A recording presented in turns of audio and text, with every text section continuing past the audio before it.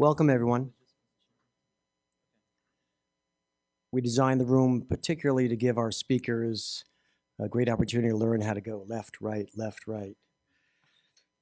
Welcome to Tier Talks, New York City, our first one in New York. My name is Bill Groner, class of 1977, proud alumnus of Binghamton University. I'm thrilled to be here. I'm on the Alumni Board of Directors, and we have created the program Tier Talks. And the acronym TIER stands for Talks That Inspire, Educate, and Resonate. And that's the bar we hope to set. We've had some wonderful success in the past. This is our third program. Our first program was Rethinking Success, Thriving in the Modern World. And that was 2 homecomings ago. And it's on YouTube and it's on the alumni page for those who would like to see it. 4 fabulous speakers. Then we did Making Waves, Mind-Blowing Breakthroughs in Neuroscience. We did that last year at Homecoming, and it was incredibly well attended. This year we turned our attention to what else? Politics. But we thought we'd do it a little bit differently. Instead of talking about the candidates, certainly you can get your fill of that by going on CNN and Fox, and we did not want to do that. We wanted to think outside the box a little bit. The reason we're doing politics is for obvious reasons. It doesn't hurt when the president of the university pulls you aside and whispers in your ear at homecoming saying, "I think politics is a great one for next year." And we're doing 2 events on Tier Talks on politics. This one today and Homecoming in September. Today, of course, is about foreign affairs, and in Homecoming, it'll be about our political system. Some people think our political system is incredibly broken, and that'll be a talk about our political system on life support, acute intervention, and long-term health care. That'll be this September. But we're thrilled to be here.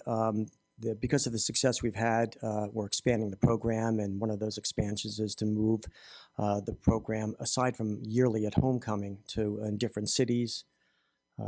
There's one company I'm thrilled to say shares our vision of what we're doing, and that's M&T Bank, and they are a sponsor.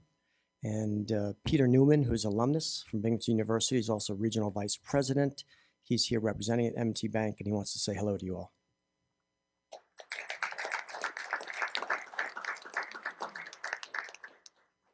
Thank you, Bill. It's a pleasure to be here. It's a great opportunity. So as Bill said, I am an alumnus. I love this university. I've lived in Binghamton since 1990. Some people have seen on my card, it took me a really long time to earn my MBA, 1 course at a semester, 1 course at a time. And finally, in 1998, we both said, okay, enough is enough, time to move on. But what I wanted to share with you is that this is not just a run-of-the-mill sponsorship. M&T Bank is very, very committed to this program. So when the idea was first brought to us, I loved it because of this whole concept of talks that teach and inspire, educate, resonate. It's so meaningful. And so I live in the Binghamton community. I'm responsible for banking throughout the entire southern tier. And what's important to M&T Bank is community, making sure that we are delivering as you'd expect from a community bank. Big bank services, but a community banking model. And one of the things that's really important there is continuing education. And we need to bring to the Binghamton community and the entire southern tier the incredible resources that we have at Binghamton University. And I think through Tier Talks, we can do that. And so today, not only in the southern tier, but we can bring them to the cities where our alumni are. And I think that's really important. So it's not just the geographic communities, it's the sort of communities of where we live. So we are a community here in New York City of Binghamton alum, and the university is dear to us, and so we come together to continue our education, and I think that's so important. So thank you for being here, and thank you for giving us the opportunity to sponsor.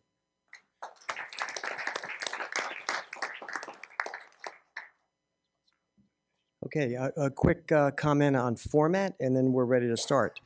We'll have 2 wonderful speakers that'll each give a talk. We're going to follow that by Q&A. We'll have plenty of time for Q&A, and we encourage questions. We are streaming this live, and I know there's many students from a few different classes at Binghamton who are watching, and we say hello to them, and we shout out to them. And they'll have an opportunity to go online and write questions, and that'll come to us also.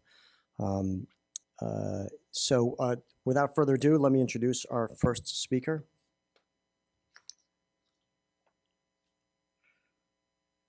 Dr. Ricardo Rene Laremont, professor of political science at Binghamton since 1997. Dr. Laremont is a leading expert on political Islam, Islamic law, conflict resolution, democratization, civil military relations, and he's a non-resident senior fellow at the Atlantic Council's Africa Center. His talk today is on the destabilization of the Middle East, Asia, and Europe, pitfalls, challenges, and opportunities for U.S. foreign policy. Without further ado.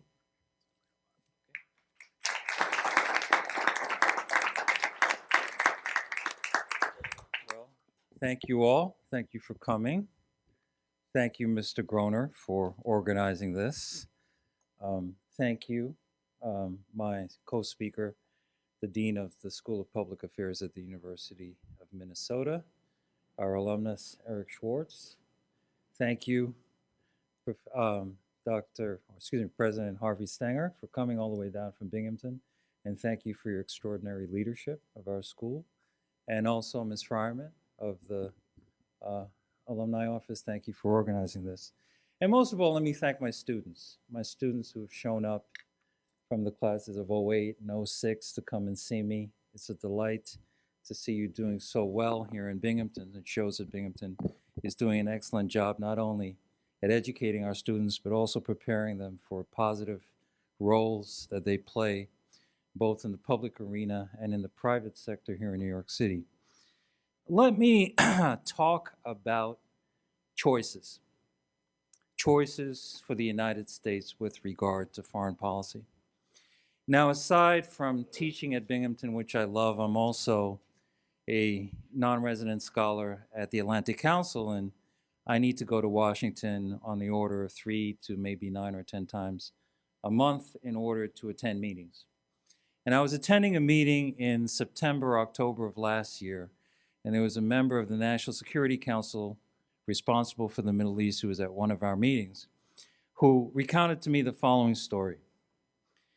We invaded and we occupied Iraq, and all things went to hell. We invaded but didn't occupy Libya, and all things went to hell. And we didn't invade and we didn't occupy Syria, and all things went to hell. So the moral of the story in the Middle East is, no matter what you do, all things go to hell. Okay. So the topic that we need to consider, the conversation that we're having tonight, is whether U.S. foreign policy and what really matters. And the question before us is, should we re-engage? We see the enormous and lamentable refugee crisis in Syria, in which millions have departed the country. 900,000 have gone to Lebanon, which was a country that before the Civil War had 3 million people. So imagine a country of 3 million people absorbing close to another million people. We have Turkey with a population of 30.2 million, absorbing 1.2 million. And then we have Europe with a population of hundreds of millions that says they cannot absorb 1.2 million refugees. And of course, our record here in the United States as to whether we should accept people fleeing from war is absolutely lamentable. I have a student who works for the International Rescue Committee and now working for Bloomberg Philanthropies, saying we have not been as welcoming to those who have suffered from war, which is a repetition of what occurred during World War II, when we did not welcome Jews who were in persecution. We did not welcome them in our shores. So these are important questions, humanitarian questions, political questions, with which we must engage. But this then fundamentally poses us with the question of what is in the fundamental interests of the United States? And what should the posture be of its citizens and its leaders with regard to what our position in the world should be? Should we be a leader, or should we lead from behind? Which was the phrase of aspersion that was cast towards the President of the United States. But still, fundamental issues about resources are hanging in the balance as we consider the exact deployment of the resources that we have. In this election year, we are understandably concerned about development in the United States itself, with our crumbling infrastructure, with our inability to fund our schools adequately. But at the same time, we're viewed as the leader of the free world. So we have to then engage in a public discourse as citizens in terms of how we should ask our leaders to lead us. So this is an important debate. So now that then leads us into a very serious discussion about what we should do in the future. As I said, we invaded Iraq and all things went to hell. We engaged in facilitating a no-fly zone in Libya, and we didn't follow up with providing a plan for creating a state afterwards, and all things went to hell. And we decided not to engage in Syria, and still all things went to hell. So what is really in our fundamental interest?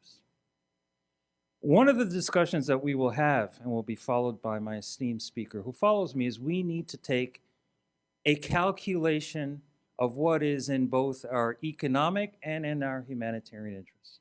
Because the world still looks to us, hopefully, as a moral leader in this architecture of the world and how it's going to be shaped. But at the same time, we recognize that so much nation building needs to take place at home. And therefore, again, how should we deploy our resources? The argument that I'm going to pose today for today's discussion, which is an argument against my own interest, is that we should not be engaged in the Middle East, because the problems there are insoluble. The great St. Francis said, "Lord, give me the wisdom. No, give me the courage to change the things that I can, the patience to accept the things that I cannot, and the wisdom to know the difference." The fundamental question that confronts us in the Middle East is whether to engage or not. And the experiences of Iraq and the experiences of Libya teach us that these are problems that cannot be solved by the mere insertion of our military capabilities overseas. And we do not have the material resources in place to engage in nation building overseas. And furthermore, our mere presence in those lands provokes a reaction on the ground that is counter to our interests.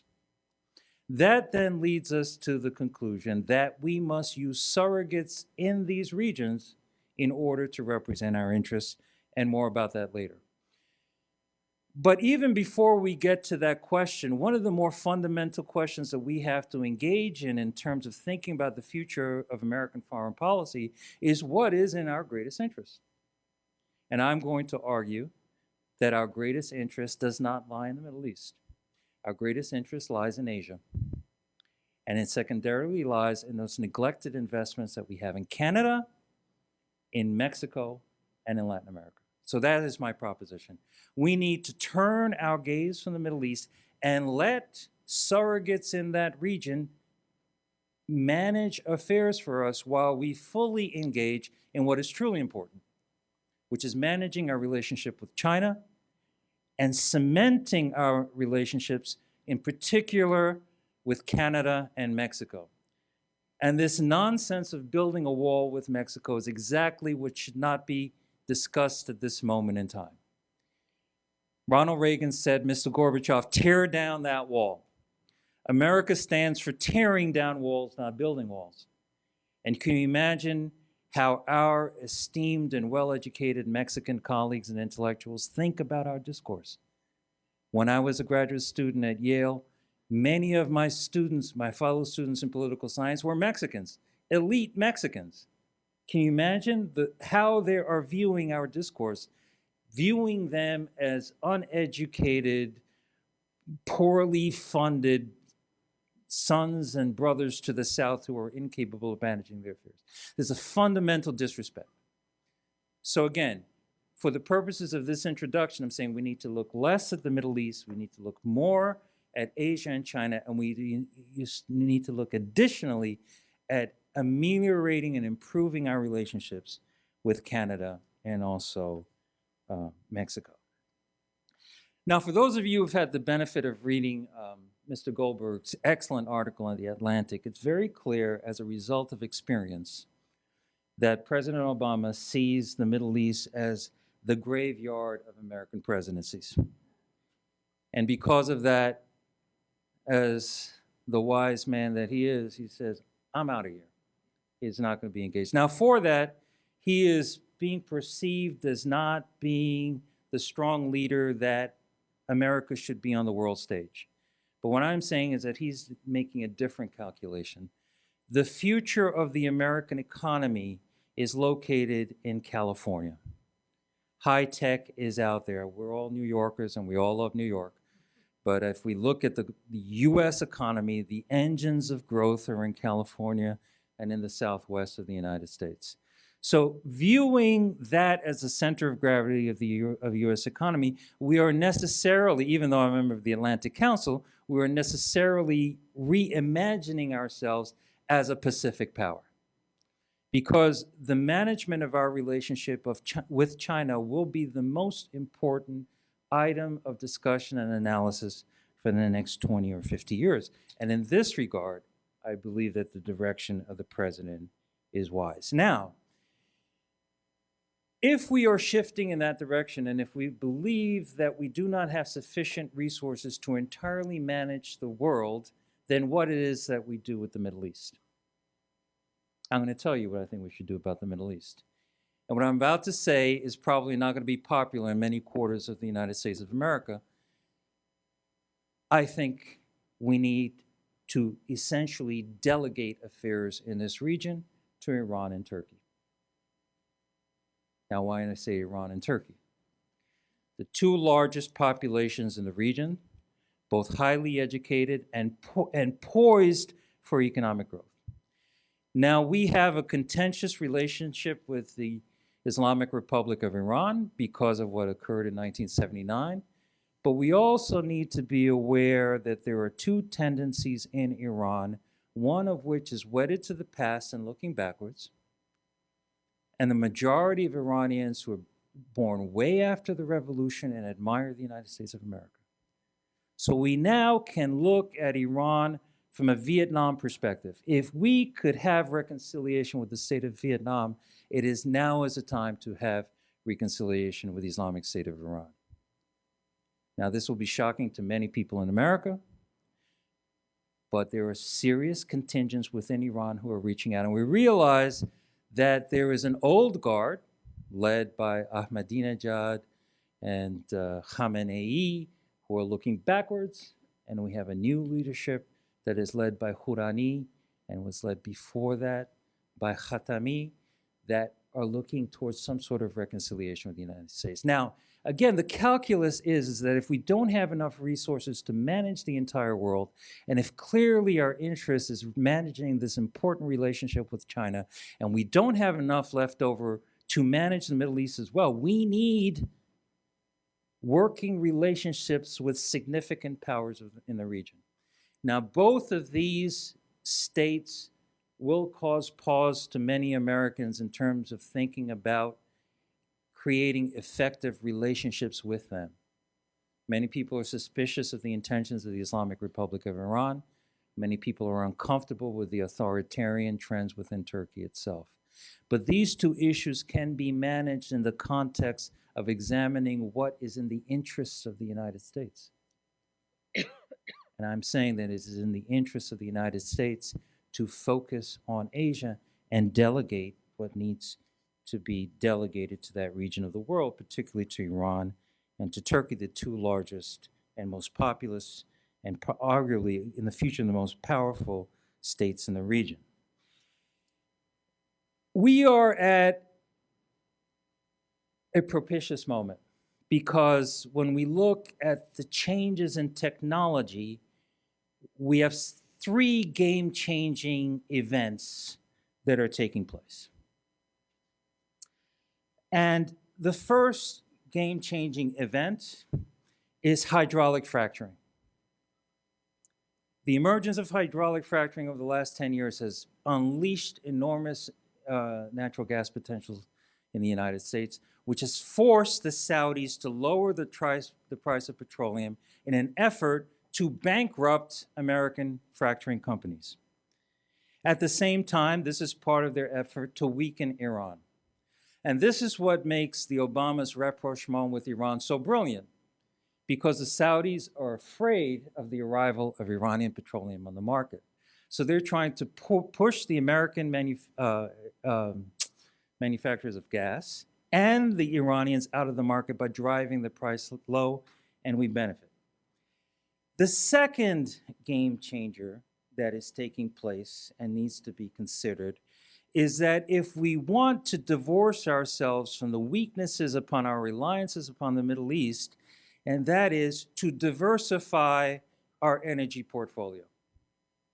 If we want to engage in a truly revolutionary act in the United States of America, the President of the United States should make it a matter of first importance that every house in the United States have solar panels on the roof. That the wind patterns, particularly in Texas and in the Great Plains and off the coast of New England, should be harnessed to harness wind power. This is a possibility in a position in which Binghamton University can play an important role with regard to our capabilities in solar cells. So that's the second game changer. The third game changer in which we could possibly play a role, because we're so active in battery technologies, is that we know that Tesla is moving forward with an electric car, and we know that Toyota is moving forward in hydrogen cell technologies for automobiles. So those are the three game changers in the political economy that then lead us to a position that we can say we don't need Middle Eastern oil again and never will in the future if we make the investments in solar cells, in fracturing, and in hydrogen cells that are necessary. And I think the American universities can play an important role in this future direction. Okay. Let me just go to a couple more points, and then I'm going to let my next speaker address a set of questions. I do want to juxtapose the stance taken by Obama with the stance taken by his predecessor, because there is a debate that is emerging in Washington in which a significant number of neoconservative Republican advisors, many of whom I know, have decided that they will not in any way work for Donald Trump, and that they're willing to work for Hillary Clinton. And what we need to think about going forward is, I think Hillary Clinton is a little bit more interested in intervention than Obama. And I think that's something we need to think about now, because clearly the invasion of Iraq in 2003 was strategically the greatest disaster in world history since Hitler's decision to invade Russia. I'm going to say that again. The invasion of Iraq was strategically the greatest error of the 21st century, comparable to Hitler's invasion of Russia. It unleashed anti-American forces in Iraq that have resonated into Syria, that have led to the immigration crisis, and have fundamentally weakened the states in the region. So one other point for us in terms of us having a serious discussion as citizens is we have to be wary and thoughtful and conscious about any possible talk about re-engaging militarily in any way whatsoever in the Middle East. Because I work very often with DoD, our Army, our soldiers, our naval officers, our Air Force officers are extraordinarily capable. You give them a mission and they can accomplish it. But what we have seen since the Iraq invasion is that we're totally incapable of nation building elsewhere in the world. Now, having criticized President Bush, we also need to take a time to criticize President Obama because he has lost tremendous credibility when in 2003 he said, if you deploy chemical weapons, that will be a casus belli for the United States to do something about it. And in the recent Atlantic article, he said it was his best moment. But from the viewpoint of bad actors in a dangerous neighborhood, you don't make a threat and don't follow up on it. So let me also be critical of that particular loss of face in terms of the foreign policy of the United States. So I can criticize Bush, I can criticize Obama. All right. So another bad joke from Washington, D.C., heard in the halls of Congress. If Bush was reckless, Obama was feckless. We'll leave it at that. Okay.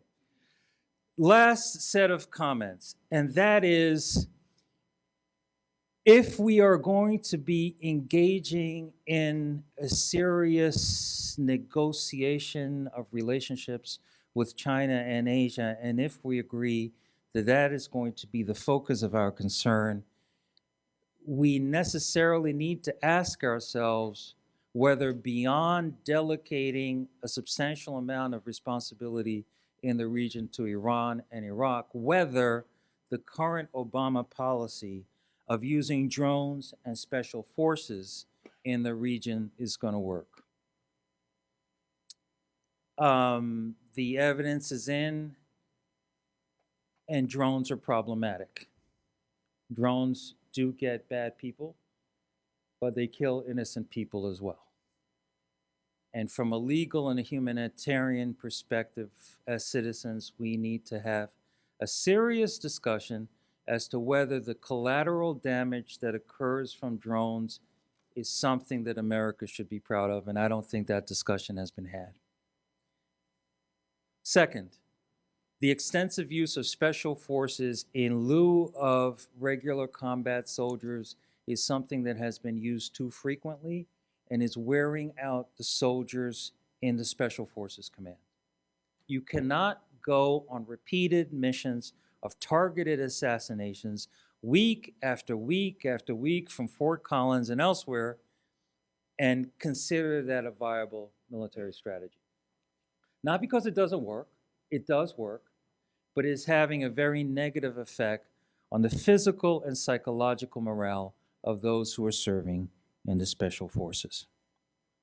Okay. Now, I know I've talked for a long time, so let me indeed do finish now. Title of the talk, it's an unstable world. It is an unstable world. ISIS is still operating and is in retreat, at least militarily. And they pose a very significant threat, at least presently, to Paris, to Europe, as we have seen in Paris and Brussels, and also as we have seen in numerous attacks upon civilians in Turkey. It hasn't happened here. So it is not conscious in our thinking or in our imaginations. So although I have argued cold-bloodedly that our true economic interests lie in Asia, and although I have argued tactically that we need to delegate a substantial amount of this responsibility to Iran and Turkey, at the same time, I cannot say we can totally disengage. I believe we need to have a lighter footprint, a more intelligent footprint. We have to clearly not ever invade again, because we know that doesn't work. and we have to think intelligently about cultivating Iran and Turkey as our strategic partners. Okay. I think I have gone way beyond my time, but I will conclude with one last statement. As my students know, I quote very often from The Godfather, because The Godfather is the source of all wisdom about life. And in Godfather 3, Al Pacino says, just when I thought I was out, they pull me back in. That's Obama's dilemma. Thank you.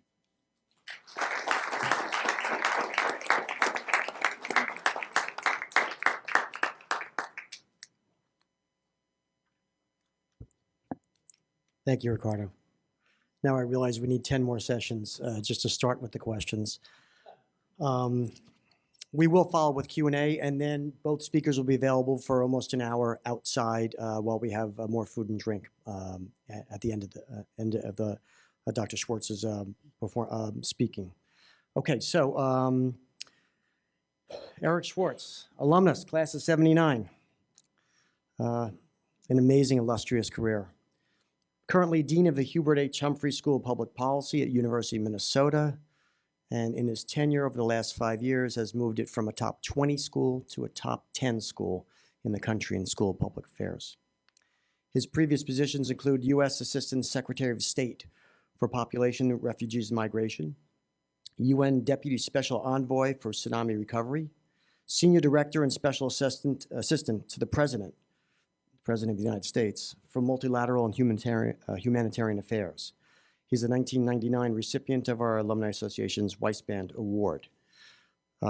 Eric's talk is going to be about a changing world, the ascendance of China, domestic political dysfunction, other internal impediments. Is coherent U.S. foreign policy even possible?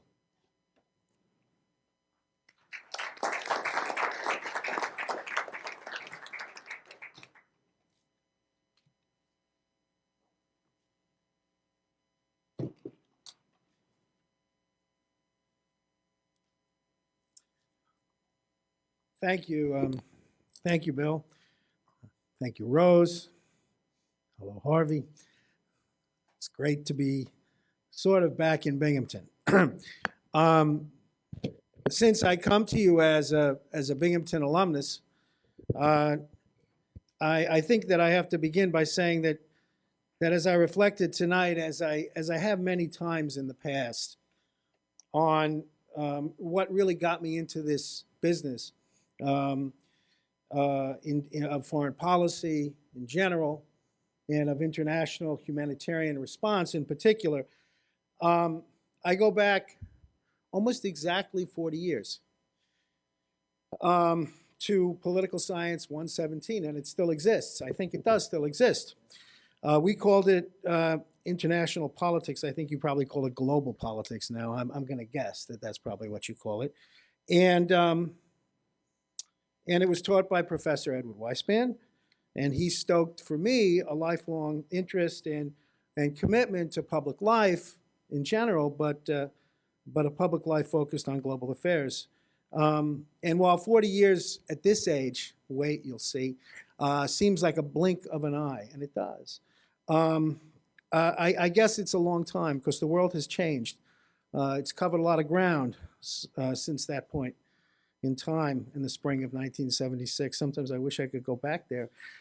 We were in the midst of a Cold War, and the challenges of foreign policymakers confronted were very different than the ones they confront today. In fact, looking back on my syllabus from those days, and I do have that syllabus, I saw that in the interest of time at the time, Professor Weissman had decided to forego the class session that he had scheduled on so-called non-state actors, which of course include terrorist movements.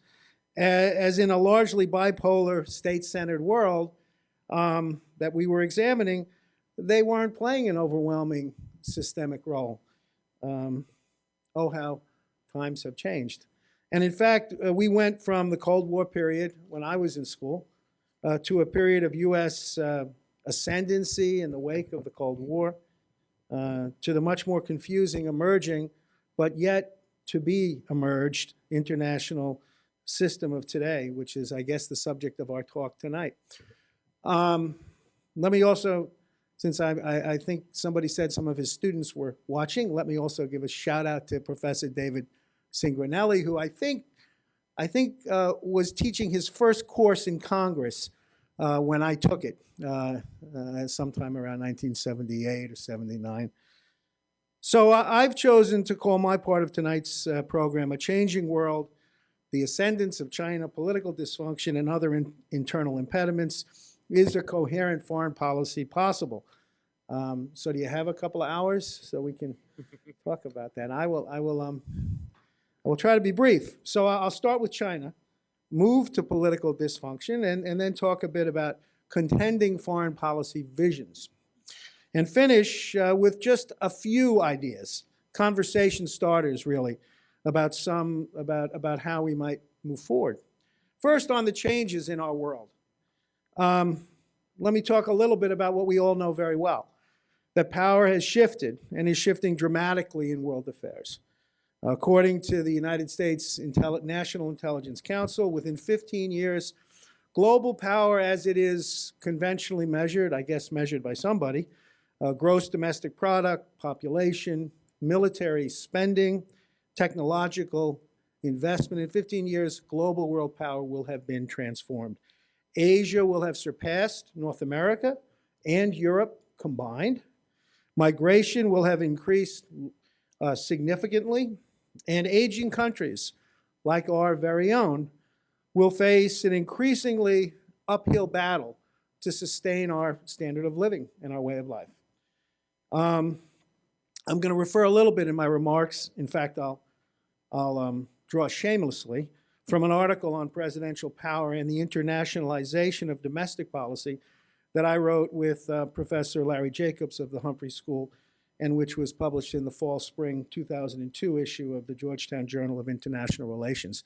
I only mention that to avoid self-plagiarism charges later for the students in the group. In that piece, we wrote that the United States confronts major shifts in world power and resources that will impact our country for generations. Emerging market economies have developed large economies that are often growing at much faster rates than the United States, and their expanded relations with one another and their growth impact the world balance of power, with these countries demanding a greater say in the very institutions that they had often little role in putting together in the first place. And of course, the emergence of new global economic centers and new sources of political power is most clearly crystallized by China. As far back as 2008, which seems like yesterday to me, the U.S. National Intelligence Council noted that, and I quote, "The historic transfer of relative wealth and economic power from west to east is without precedent in modern history," putting China in particular, and again I quote, "on track to have more impact on the world over the next 20 years," that was back in 2008, "over the next 20 years than any other country in the world, and to make the United States," and again I quote, "less dominant." So as we argued, Larry and I, in that piece, we also argued in that piece, it is easy to wrongly assume that we must have a zero-sum relationship instead of relationships with opportunities for mutual gain. But there is no question that China's rise is enhancing its capacity to influence and even dictate outcomes in international political life. So what does that mean? What does that mean for us? To use a sports analogy, the women's final is tonight. Hopefully I'll get to watch it on the train. Many of us know Tim Duncan, right? Who knows Tim Duncan? All right, San Antonio Spurs. He's the star player on the San Antonio Spurs, who's now, I think, about 40 years old, right? So I was reading some online comments about Duncan, and one person asked, and I quote, "How has Tim Duncan remained consistently great, even though he's almost 40 years old? Isn't that really too old for the NBA?" And one answer by a contributor to this online discussion was, to my mind, instructive. The person wrote that Duncan has, and I quote, a high basketball IQ. You have to make your movements more efficient when you can't go as fast anymore. So there you are. When you're not quite as strong, or I guess more to the point, when others are relatively stronger, you got less margin for error. And you have to be effective and efficient like Tim Duncan. And so it is, and so as it is for Tim Duncan, it is also for the United States.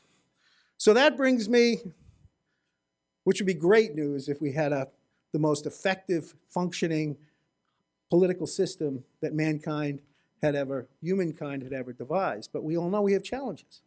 So that brings me to the second part of my talk, the impact of our domestic economic situation on our capacity to affect influence abroad, and separately but relatedly, the impact of our domestic politics to have that same capacity to affect our influence and affect influence abroad. Here again, I'm going to draw from that Jacob Schwartz piece to which I referred earlier, and note that perhaps greater than any time in our history, issues of domestic policy have profound and significant impacts on our power and influence in the world. For instance, historically, fiscal choices over spending and taxation have been seen as the exclusive preserve of domestic politics between parties, politicians, stakeholders.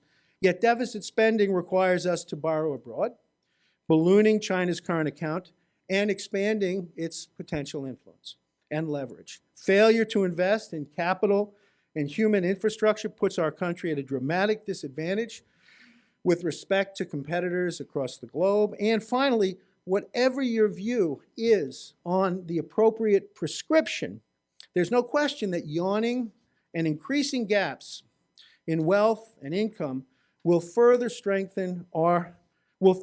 weaken our strength and our resilience as a nation in the years and decades to come. So whatever your perspective is, and we'll get to this, on America's role in the world, whatever it is, our failure to invest effectively in ourselves will leave us weaker, poorer, less united, less capable to affect the influence on behalf of our interests, however we choose to define those interests. To be sure, partisan gridlock makes progress on these issues very challenging. We can talk about that. But even without that gridlock, we are far from consensus within our political leadership about America's role in the world. In other words, even if we were all together on domestic policy and the need to rebuild at home, or as President Obama has said, nation build at home, to build a stronger and more powerful America, to what ends should that power be exercised? And that was much of what my colleague was talking about. What should be our role in the world? So I want to tell you what I think a little bit about that. We, of course, have, and we promised Bill we weren't going to be partisan, but I don't think it's partisan to say we have imbecilic foreign policy comments of our campaign about carpet bombing in the Middle East, seeing whether sand will glow in the dark, excluding Muslims from the United States due to their faith, forcing a foreign government to pay for a barrier to keep its citizens from seeking refuge in our country, and on and on and on. But even if you get beyond those silly rants, you do have real disagreement among thoughtful analysts on the role of the United States. And this is not simply a disagreement between Republicans and Democrats, neocons and non-neocons and liberals. So let me describe perspectives that offer at least two parameters in this debate. Charles Freeman, a prominent former Foreign Service officer who is now a senior fellow at the Watson Institute at Brown University, has been speaking a good deal recently about the end of the American empire, an end that his comments suggest cannot come too soon, offering perspectives that mirror, I think, some of what Ricardo was saying, not all of what he was saying. Freeman laments the loss of trillions of dollars in what he describes as misadventures in the Middle East. I guess that does reflect what you were saying. He talks of a misconception that American values somehow represent universal values, and of U.S. conceits, his words, which he argues are delusional. And in writings and speeches that reflect at least some of what has now become known as the Obama doctrine, and in writings and speeches that reflect at least some of what has become known as the Obama doctrine, Freeman calls for a more realist and frankly a less idealist foreign policy, with far less ambitions about the capacity of the United States to determine the outcome of world events. And in today's day and age, there is much that is compelling about this message, a message that seems appropriate in light of our experiences, in particular in Iraq. And yet, there are voices that just aren't quite so sure, and are concerned that this is maybe a little bit too much of a prescription for an American retreat that maybe goes too far. In a lament that is as impassioned as Chas Freeman's lament that I've just described, social critic Leon Wieseltier has written that in the Obama doctrine, the president eliminated the contradiction between means and ends in foreign policy, but he did so simply by striking the ends, by shrinking the ends. He did so by simply shrinking the ends to fit the means. He says, Wieseltier says, and I quote, "I do not understand all this good conscience about the weakening of America's influence in the world. We cannot have societies that do not wish to save themselves, but we can significantly affect the likelihood of their emancipations. The dictator in Iran and the dictator in Syria enjoy the diplomatic protection and logistical support of Putin, a strong footprint man. But from Obama, their valiant opponents get only complexity, passivity, and loquacity." I hope I pronounced that correctly. Continuing with this quote, "The new F word in Washington, the one that is impolite to utter, is, quote, freedom. And what will our Asian pivot be worth in the way of preparing for the full emergence of the Chinese hegemon if it too is a light footprint? Is smaller really better or safer? We are about to wane. We have elected to wane. Good luck to us," end quote. So what are the answers? First, for a more coherent and unified foreign policy, and second, for the transformation or at least a modification of our policies so we can strengthen the domestic institutions to support enlightened foreign policy engagement, again, whatever the heck we think that should be. In the minute or two I have left, I will touch on some ideas and we can pick it up in the discussion. First, while I believe we suffered from hubris in our misadventure in Iraq, I am not ready to abandon the potential for enlightened and measured leadership beyond what I think is what may be a too limited notion of our role in the world coming from some. I'm not willing to abandon the notion that kind of leadership can both promote U.S. interests and universal values. In the Balkans, the United States engagement was late but decisive and may have saved hundreds of thousands of lives. Not many people have died in the Balkans since 1999. And whatever your view of our role in the events in the Middle East over the last decade, I cannot believe, maybe I just don't permit myself to believe, that the United States cannot do more in stemming the untold suffering that we've witnessed in Syria. But again, so we've got some fodder for discussion.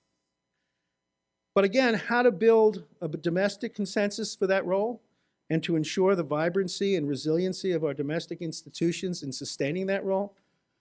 Well, the truth is I don't have a clue. By the way, for the human rights, just Bill, I can digress. I think I'm doing okay on time. In terms of the human rights students in the crowd, there's the question. There's the Syria question. Does human rights matter in American foreign policy? And if it does, what does that say about Syria and our engagement? And how important is it that interests conventionally defined, play a role in that discussion? Or are human rights valuable in and of themselves? And if you think you know the answer to that question, I'm talking to David Cingranelli's students, I think. If you think you know the answer to those questions, then you're smarter than a lot of people who've been working on that issue for many, many, many years. But what are the answers? Well, I share the view of others in terms of the domestic that we need some rather broad systemic changes. Measures to reduce the role of money in political campaigns and in the political process generally. Measures to rejuvenate and strengthen the role of our political parties as key vehicles for civic engagement. The creation of incentives for greater civility and bipartisanship in our politics. And we can talk about how all those can play a role in promoting these broader objectives to which I've alluded. I'm also an optimist for three reasons. First, because I believe that some of the political dysfunction that has been of concern principally and traditionally in the last many years to Democrats, large D, is beginning to adversely impact the interests of Republicans. In fact, the near elimination of campaign financing laws may be the most significant element in the decline and possibly the end of the Republican Party after this year's election. Second, because, and that suggests to me that there's the potential for some bipartisan conversation on these issues. Second, because of the rapidly changing demographic nature of our country, let me rephrase that. Second, the rapidly changing demographic nature of our country is quickly making the guardians of systemic laws and procedures that have had a dysfunctional impact a growing minority of our population. And if you believe in the democratic process, these demographic changes, I think, can also have positive impacts in our political system. And finally, I suppose, I'm an optimist because I don't believe we have any choice but to be hopeful. And I hope that any future president recognizes and takes on these challenges with energy, with enthusiasm, and with commitment. Thank you.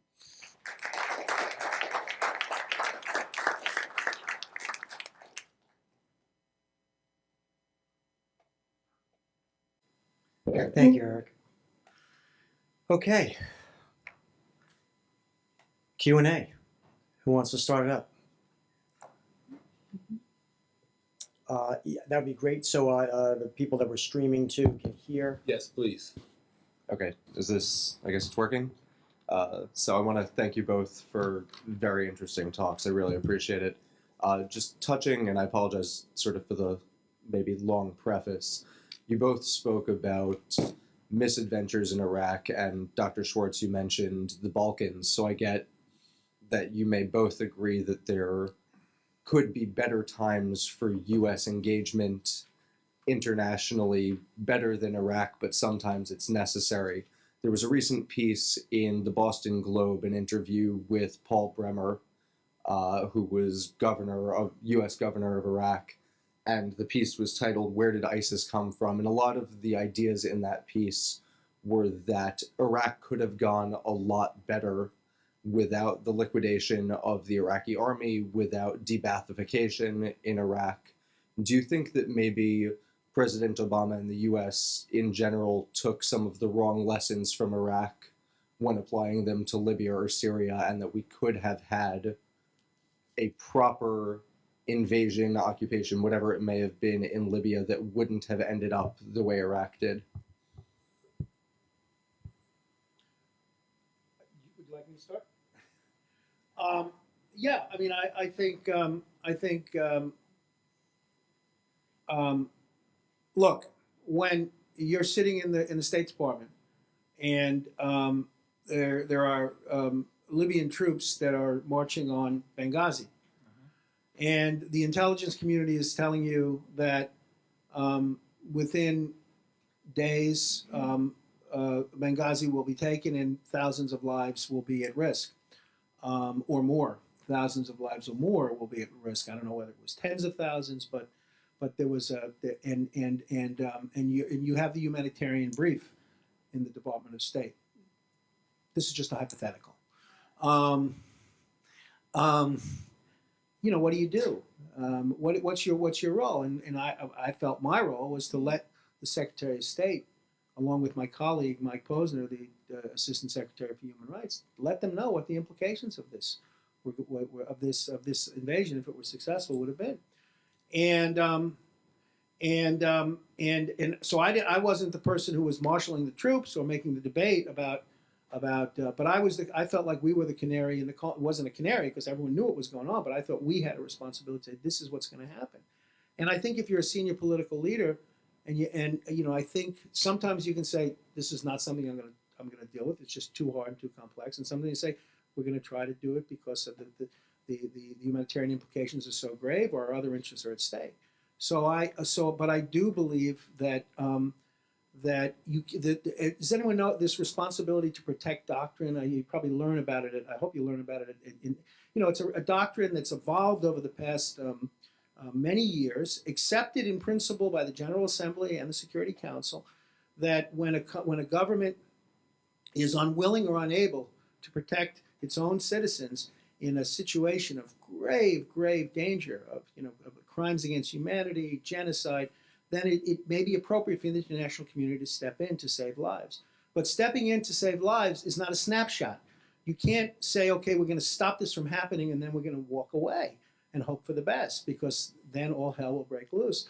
So if you're serious about this doctrine, then you have to think beyond the first day. And my own view is, if there was an error there, I actually think we had expectations for our European friends and allies in terms of their role in stabilizing the situation, which was unrealistic. And that doesn't mean that the United States of America has to be the big foot, but given the way we have exercised power in the post-war period, post-World War II period, if we're going to start to work at capacity building of other governments, European governments and the like, to play this role, we can't just assume they're going to do it. And so I think it's a very long-winded way of saying I think we should have had a commitment to a greater degree of post-intervention engagement informed by the lessons of Iraq. That doesn't mean, so it's not a simple answer, and it wouldn't have been a simple situation. It would have been very, very complicated.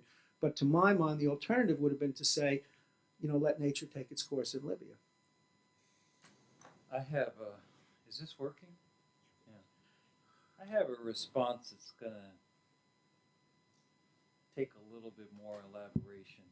Okay, so, Just move it closer to you. okay, that's going to need a little bit more elaboration in order for us to fully understand what's going on. Let's start with the Iraqi question.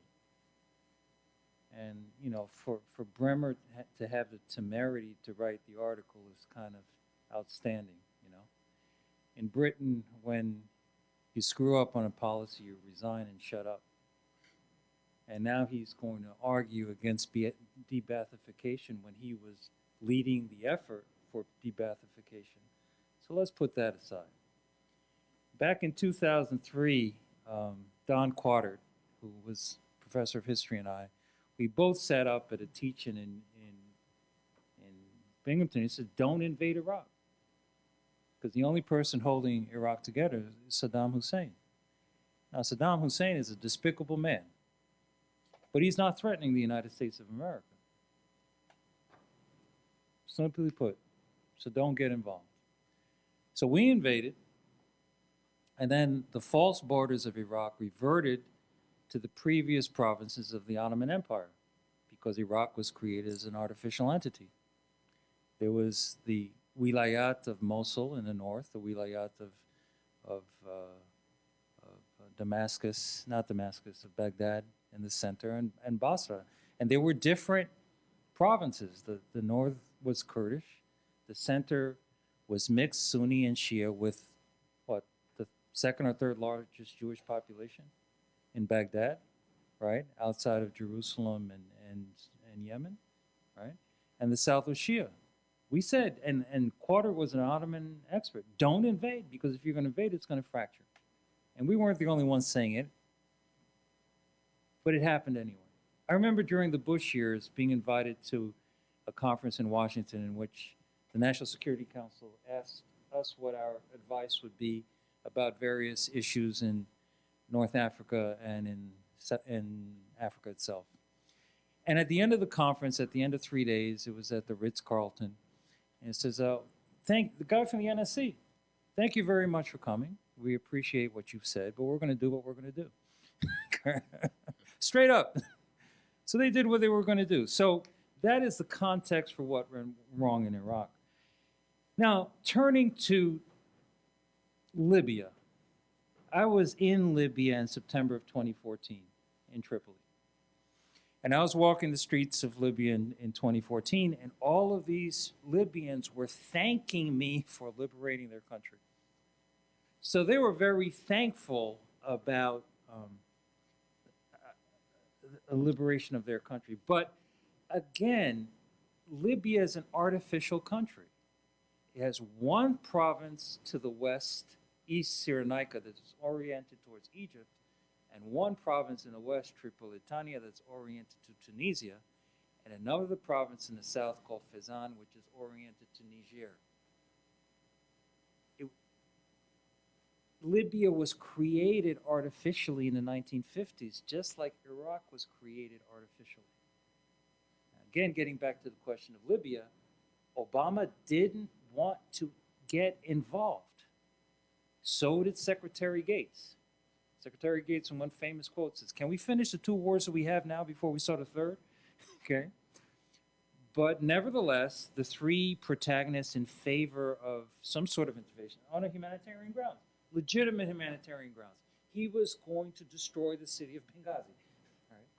Was being led by Hillary Clinton and Susan Rice and Samantha Power. And in a very contentious NSC meeting, he relented. He says, okay, we're going to give you the right to provide air cover so that these people are not massacred. But he was ambivalent.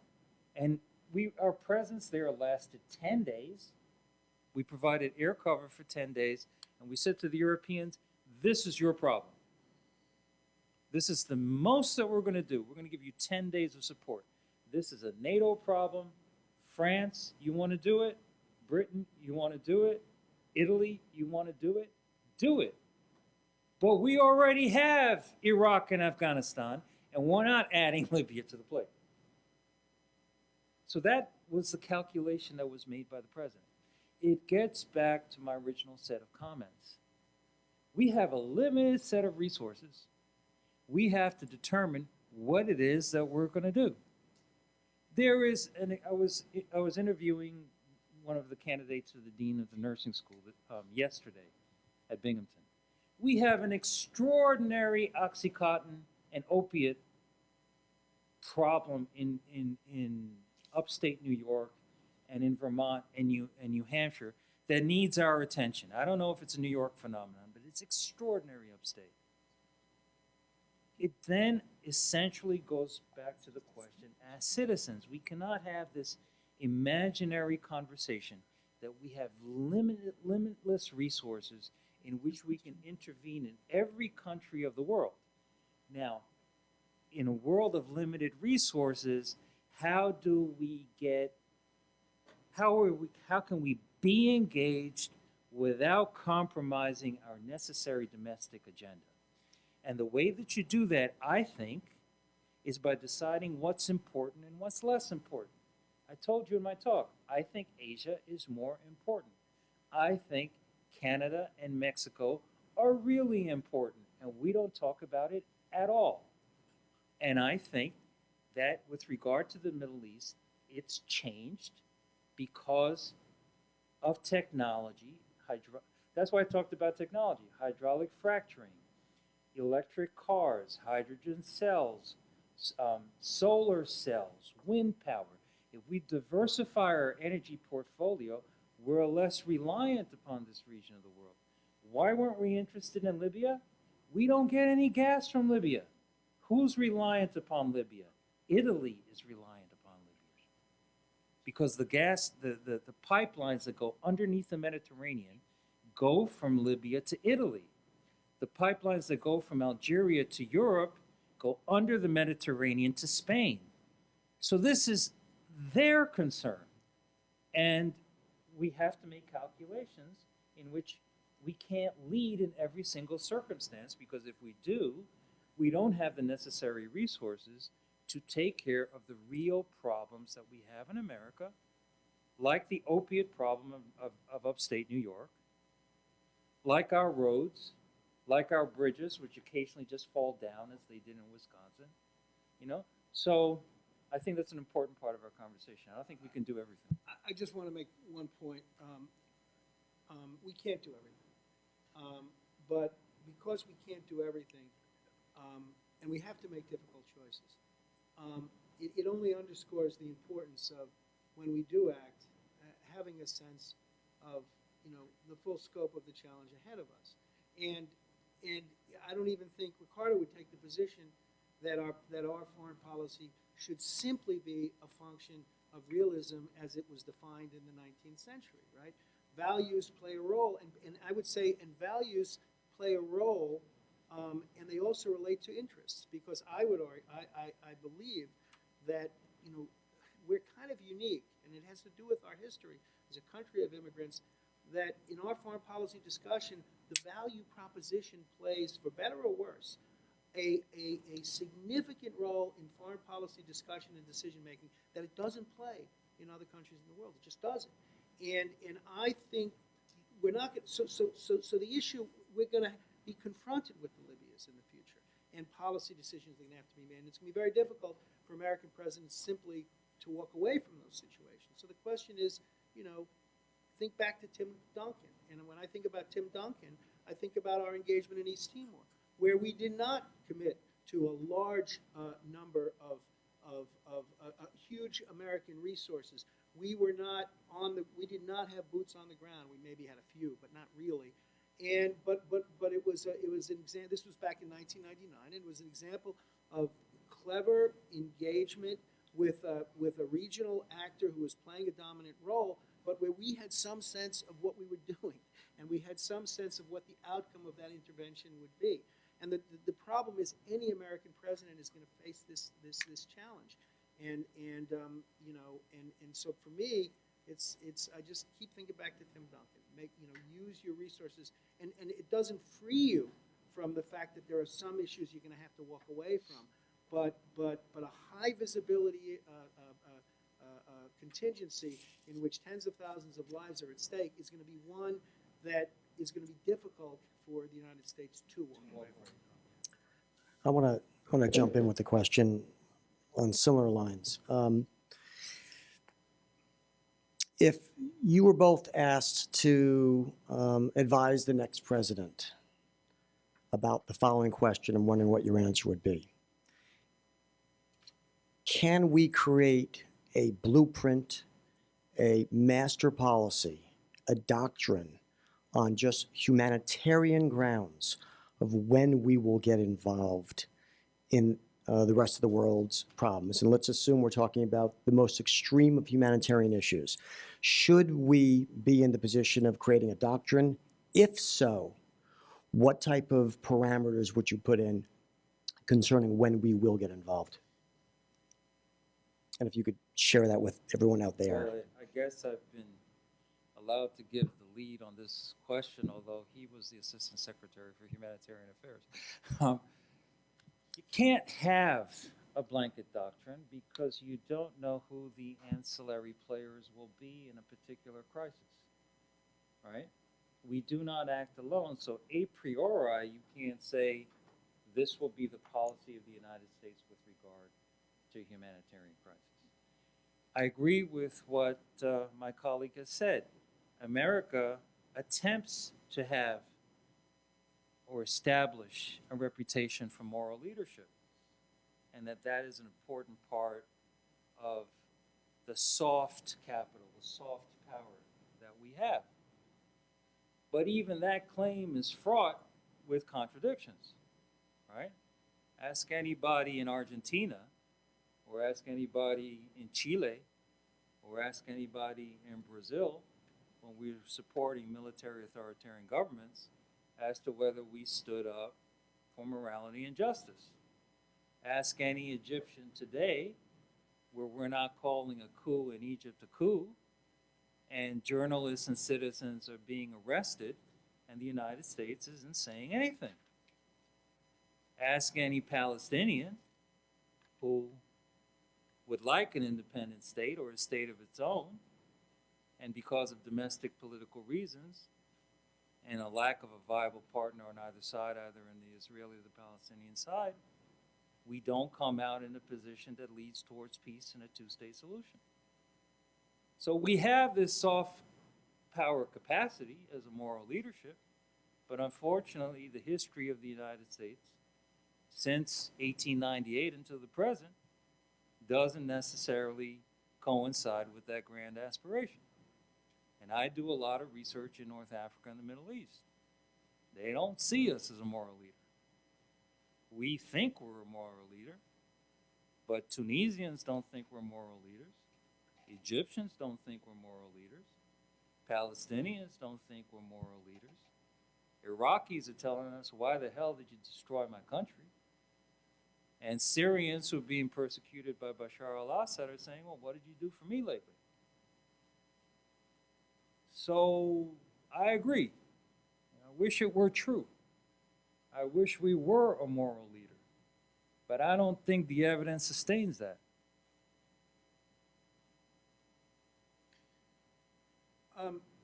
Let me make 3 points.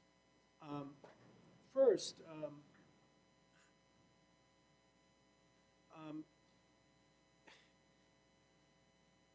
you know, Ricardo's initial comments, you know, I inferred from Ricardo's initial comments that this was, you know, that in some respects this was a plea for greater realism in foreign policy.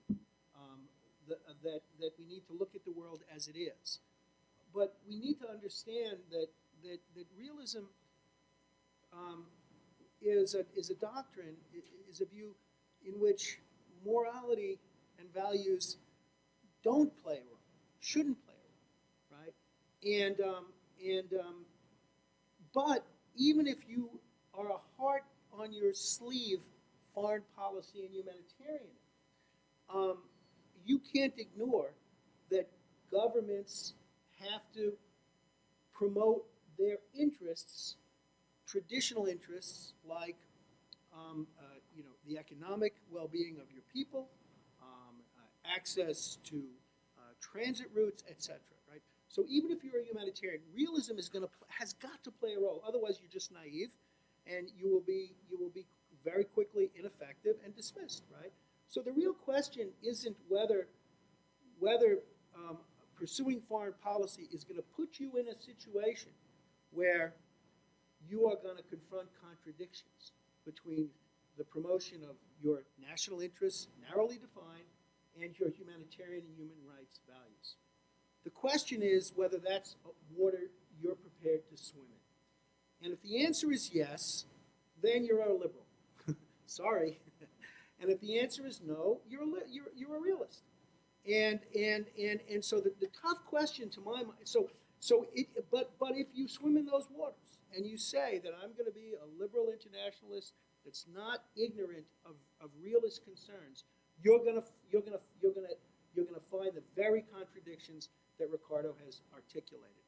And those of us who are on the humanitarian side of that debate, without ignoring realism, try to make the argument that realist objectives can be achieved through a greater promotion of these humanitarian and human rights ideals. But even those of us on the more liberal side of that equation will still, in the execution of foreign policy, find yourself in a contradiction when you're supporting a nefarious government, when you're supporting, and you will be accused of hypocrisy, but that's so the real question isn't whether in principle that conflict exists. It does. The question is, how do you manage it in each particular case? That's the question. What do you decide to emphasize? That's exactly right. So that's my first point. The second point to Bill's question.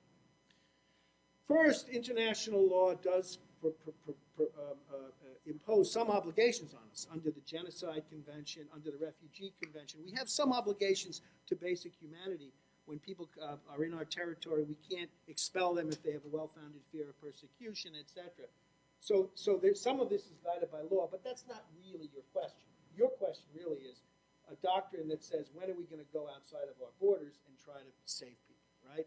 And if you look at this responsibility to protect doctrine, which is very close to kind of a just war doctrine, actually, in some respects. And it came out of an international commission on intervention in state sovereignty, supported by the Canadian government in the year 2000, chaired by Gareth Evans, the former foreign minister of Australia, and Mohammed Sanoun, North African diplomat. And they came up with this idea that I described before, that if a government is unwilling or unable to protect its people in circumstances where they are at risk of massive violations of human rights, then it could be in certain circumstances appropriate for the international community to come in to save lives, the responsibility to protect. The interesting thing about that doctrine is it's the responsibility to protect, which I always associate the word responsibility with obligation.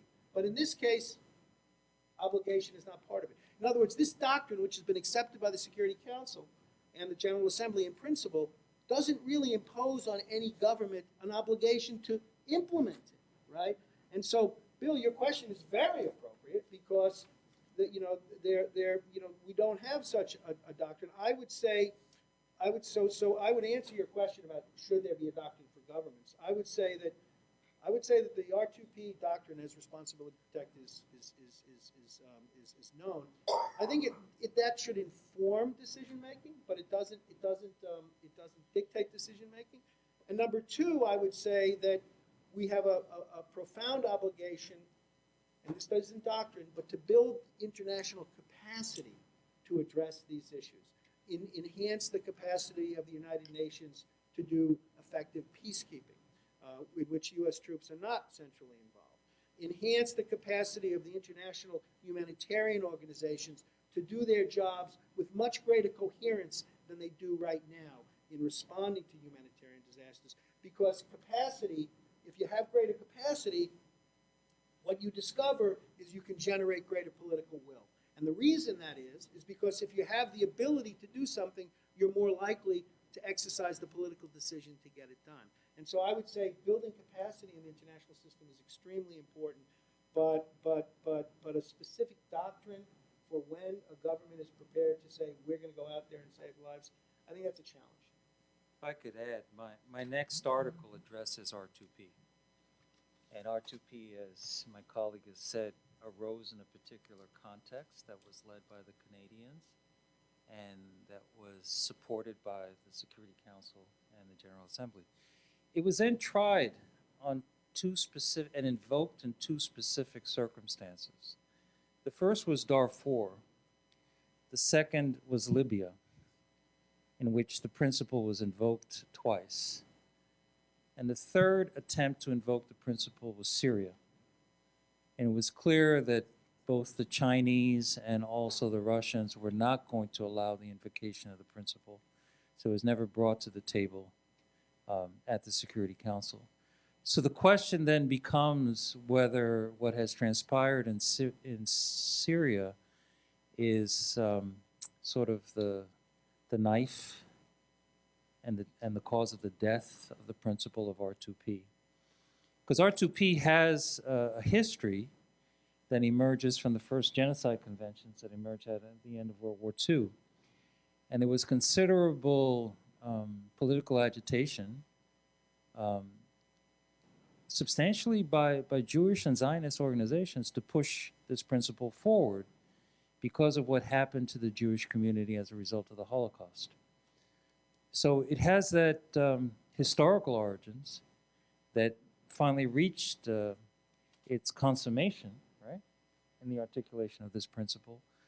But now we see in terms of its actual application, it was only used twice in Darfur and in Libya, and now may be blocked in the future given the veto that can be exercised by China and by the Soviet Union, because they see this as a possible compromise of the sovereignty of states that they would like to support.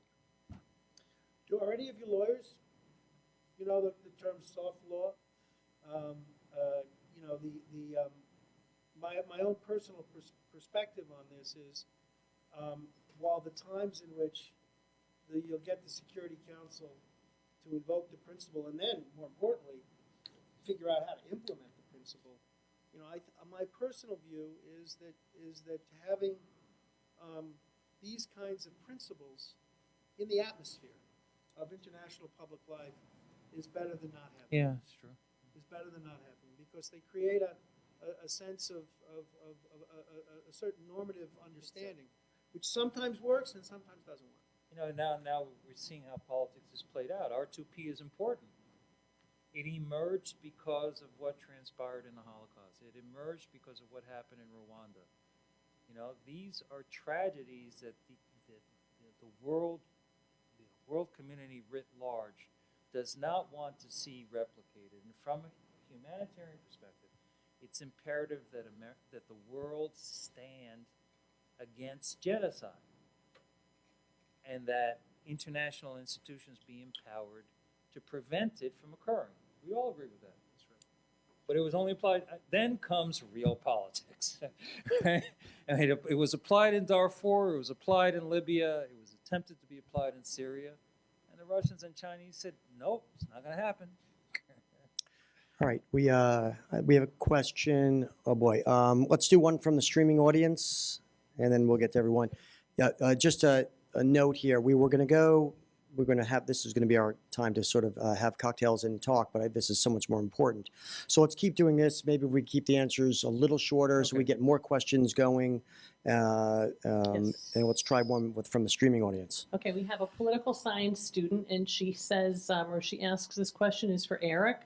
I understand you are not in favor of abandoning the Middle East, and I also understand that you believe improving domestic policy will translate to foreign influence strength.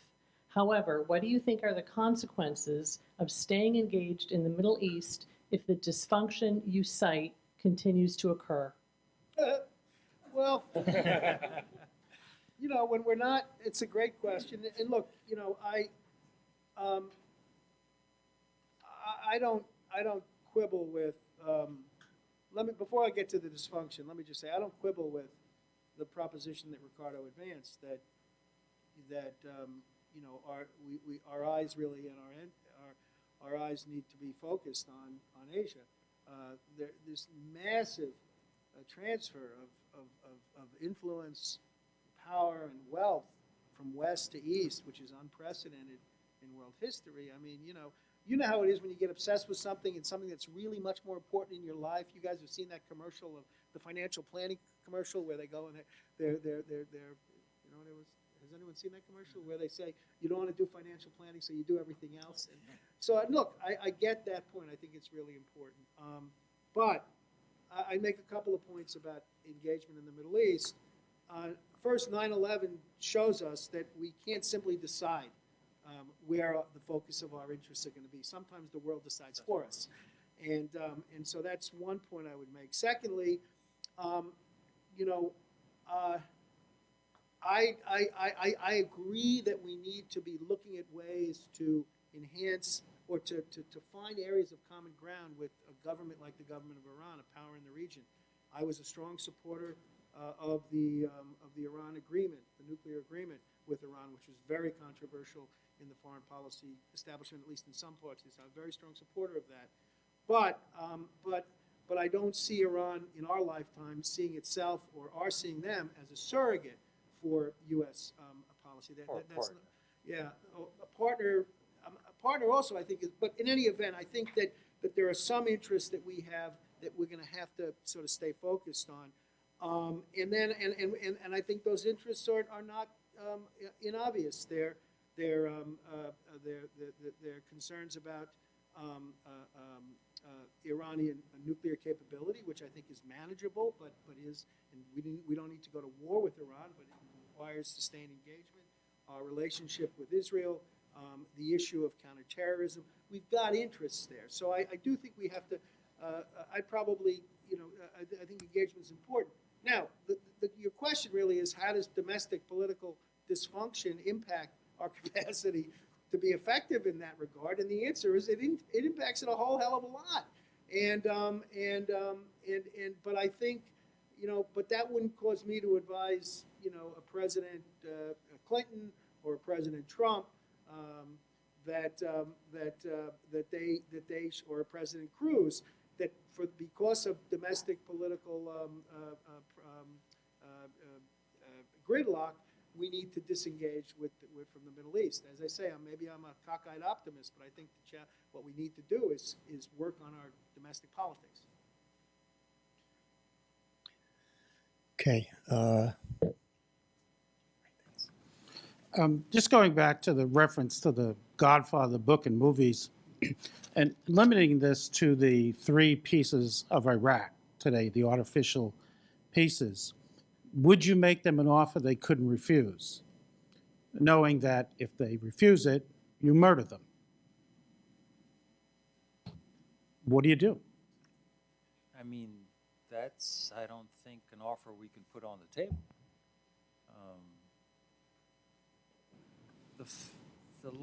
There are a series of larger questions that face us when looking at the disintegration of Iraq. Right? One is the substantial independence of the Kurdish nation, with which we are a de facto military partner, which causes concerns for Iran and Turkey. But the Peshmerga, along with Iranian-supported militias and troops, are making the most substantial advances against ISIS in western Iraq and eastern Syria. So what I'm saying is we're seeing a reversion to the old status under the Ottoman Empire. The reintegration of Iraq is an impossibility because of the substantial disaffection of the Sunnis towards the Shia-led regime in Baghdad. And that rupture cannot be repaired by the United States of America. That rupture is permanent. So the only thing that is left in the short term is working as closely with the Kurdish forces as is feasible without necessarily antagonizing our Turkish ally, which is like a circle you really can't square, because how can you support both forces at the same time? But we need the Kurds and the Peshmerga in the short term and the medium term. Right? We essentially have to realize that we've ceded Baghdad to Iran, and we no longer have any influence in the region.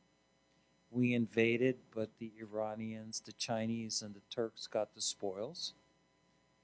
And that desolate, less occupied part of Anbar province is just going to be the wild, wild west and the concern of Saudi Arabia. So then is the problem solved? We'll just There is no problem. the status quo is fine? The question is whether we have resources to determine outcomes. We don't. There is nothing that we can do that can change the reality on the ground. There were a certain set of eggs that were on a fence. And in 2003, we threw all those eggs off the fence, and now they're broken. Humpty Dumpty sat on a wall. Humpty Dumpty had a great fall. And all the king's horses and all the king's men could not put Humpty Dumpty back together again. We broke it. That's going to stay broken. As General Colin Powell said, what did he say? Pottery house Don't go in rules. if you can't get out. Whatever. No, barn rules. If you break it, it's yours. We broke it. It can't be put back together. Iraq is fractured. Syria is fractured. It will not happen again. The Russians intervened so that Bashar al-Assad would have a corridor that he could control from Damascus up to Latakia. And that is the new Alawite Sunni enclave that he will control. The rest of that is going to be a battlefield between ISIS forces, among ISIS forces, Al-Qaeda forces, Peshmerga forces, and we cannot change the outcome of that debate, of that struggle. I won't debate that because Ricardo is, in his comfort zone, and that is not my comfort zone. But I will say that I was on a panel a week ago, or a couple of weeks ago, with a scholar from my school, Aragi Assad, who made the argument that that job one is defeating ISIS, but given the imperative that the defeat of ISIS has become for the West, that's probably going to happen. And he had a more, let me put it this way, a less pessimistic view about the potential to put Humpty Dumpty back together again after a fashion. The only reason I'm saying it is that I think Ricardo's argument is a very powerful one, but there are others who are making a different point.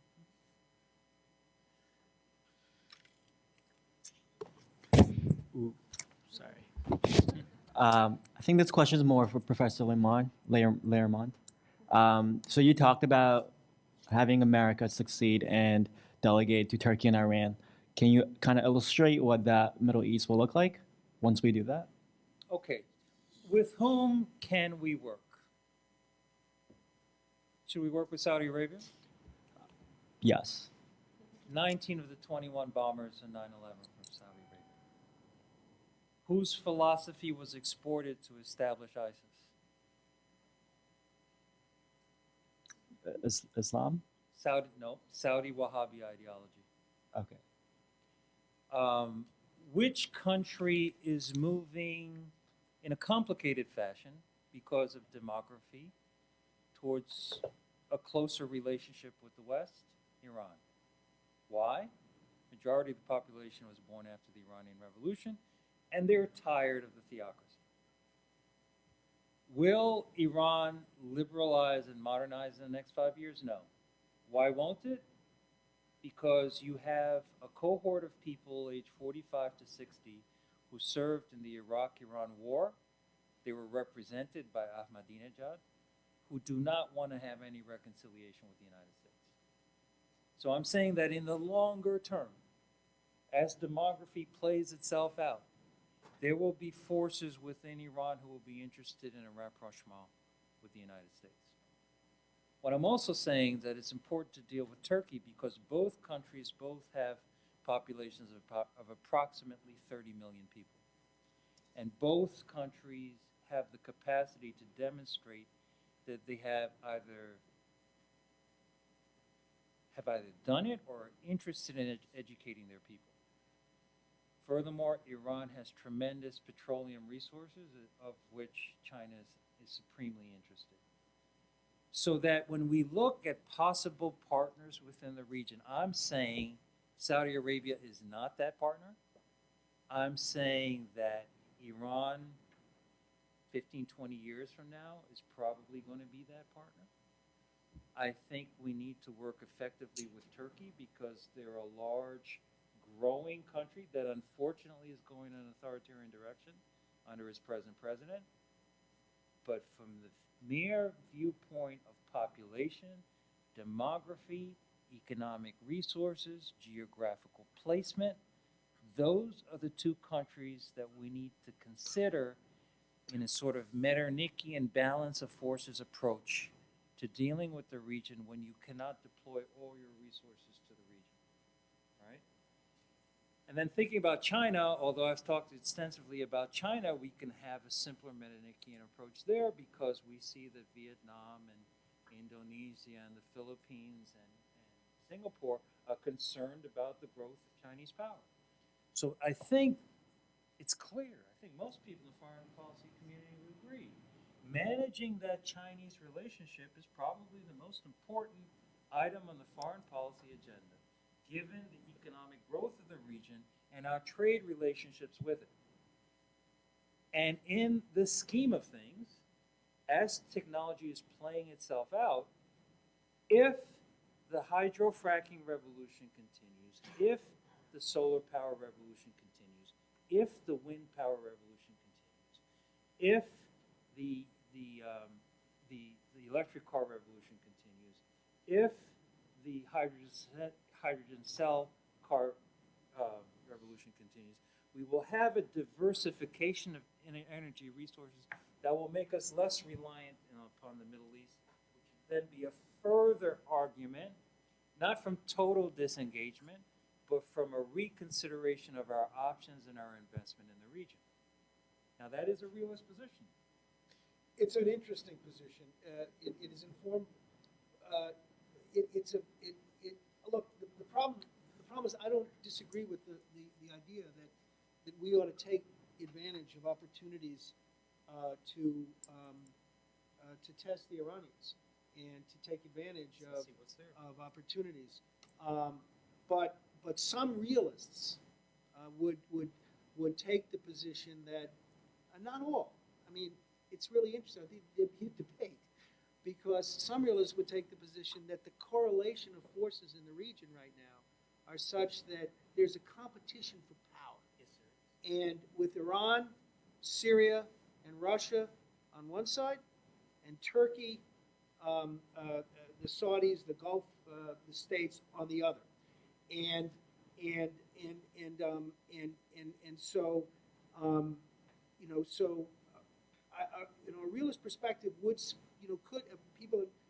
could be that yes, you need to be exploring the possibilities for engagement with Iran, but as you do that, you better be damn sure that you're signaling strong support for not only Turkey but the Gulf states, so that you're not precipitating on their part the perception that the United States is walking away, and therefore creating a situation where they will feel they need to take matters much more into their own hands, which is kind of what they're doing already. So to put it another way, it's complicated. No.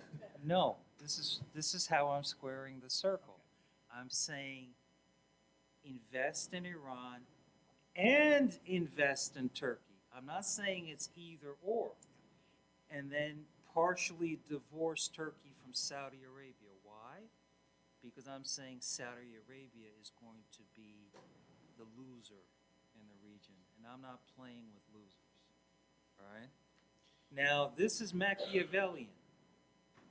But sometimes you have to drive wedges between erstwhile allies in order to come out ahead at the end. Now, I know a lot of people in Washington haven't been thinking about this, but this is what I'm thinking about. Well, I think it's feasible. I don't think your thinking is. I mean, my biggest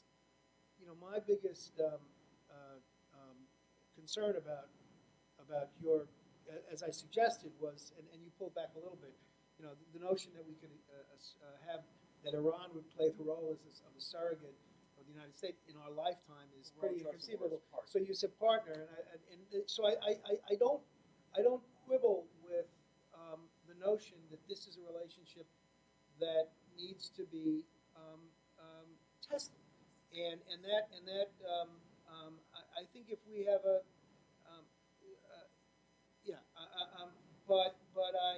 if we have a difference, it's probably about the extent to which. Well, I'm not so sure about Saudi Arabia. I don't have a lot of love for Saudi Arabia. I'm very sure about Saudi Arabia. But if we have a difference, it probably has to do with how comfortable I am about with the sort of the pullback of the United States from the region. I think I am probably a much stronger proponent of a sustained, smart, discriminating engagement than your comments suggested. But your comments, may have in some measure been to make a point. So I don't, you know what I mean. So if there's a difference, that's probably where our difference lies.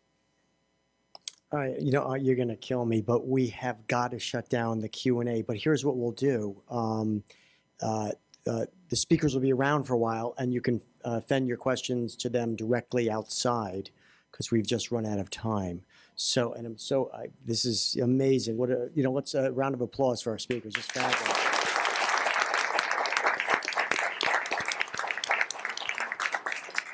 Just spectacular. Okay, just by the way, quick shout out. Rose Freeman, who's the executive director of the Alumni Association, who is behind this program and every other program, award-winning director of the Alumni Association from the Chancellor. She's here right now. I just want to shout out and thank you so much for everything you do.